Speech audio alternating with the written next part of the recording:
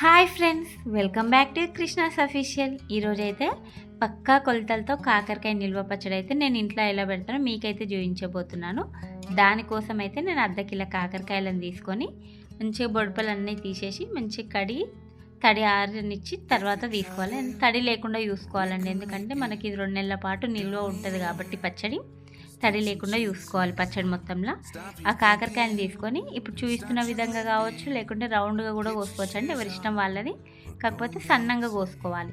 కోసిన ముక్కలలో పెద్ద పెద్ద గింజలు ఉంటాయి కదా, అవన్నీ ఏరేసి పక్కకు పెట్టుకొని కాకరకాయ ముక్కల్ని పక్కకు పెట్టుకోవాలి. ఇప్పుడు పచ్చడి కొలత కోసం అయితే నేను ఒక చిన్న గిన్నె తీసుకున్నాను. ఆ గిన్నెతోటి కొలుసుకుంటే నాకు 4 కప్పుల కాకరకాయ ముక్కలు అయితే అయినాయి.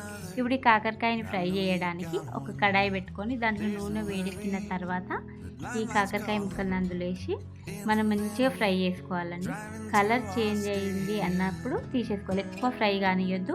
ఇప్పుడు మీకు చూస్తున్న విధంగా కలర్ చేంజ్ అయితే చాలు. అలా అయినప్పుడు తీసి పక్కకు పెట్టి చల్లారనివ్వాలి.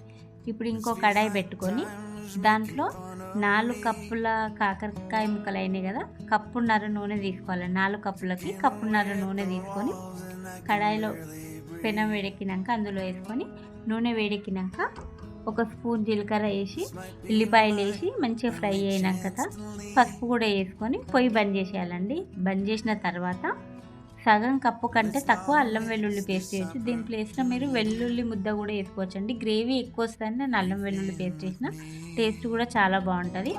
ఇది కూడా బాగా ఫ్రై అయిందనక పక్కకు పెట్టి చల్లారనివ్వాలి. ఇప్పుడు దీంట్లో పచ్చడి నిల్వ ఉండడానికి నిమ్మకాయలు, నేను 4 నిమ్మకాయలు తీసుకొని మంచిగా వెండి గింజలు లేకుండా గింజలన్నీ తీసేసి రసం పక్కన పెట్టుకున్నాం.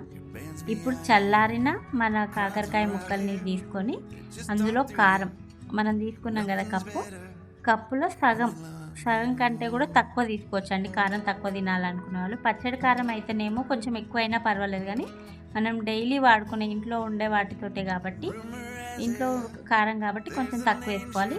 కారం ఎంత వేసుకుంటామో దానికంటే కూడా కొంచెం ఉప్పు ఇంకొంచెం తక్కువ వేసుకోవాలి.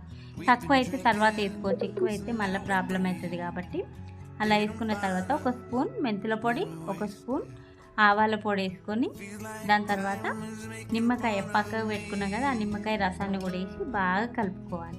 కలుపుకున్న తర్వాత ఉండలు లేకుండా కలుపుకోవాలండి. కారం మంచిగా అన్నీ పట్టేటట్టు కలుపుకున్న తర్వాత తాలింపుని తీసుకొచ్చి ఇందులో వేసి బాగా కలుపుకోవాలి. ఉండలు లేకుండా ఏది లేకుండా మంచిగా కలుపుకోవాలండి. కలిపి ఒక డబ్బా తీసుకొని అందులో ఎత్తి పెట్టాలి. ఈ పచ్చడి 2 నెలల పాటు ఉంటుంది. చాలా సూపర్ టేస్టీగా ఉంటుందండి. మీరు కూడా ట్రై చేసి ఎలా వచ్చిందో కామెంట్ చేయండి, లైక్ చేయండి, సబ్స్క్రైబ్ చేసుకోండి ఫ్రెండ్స్.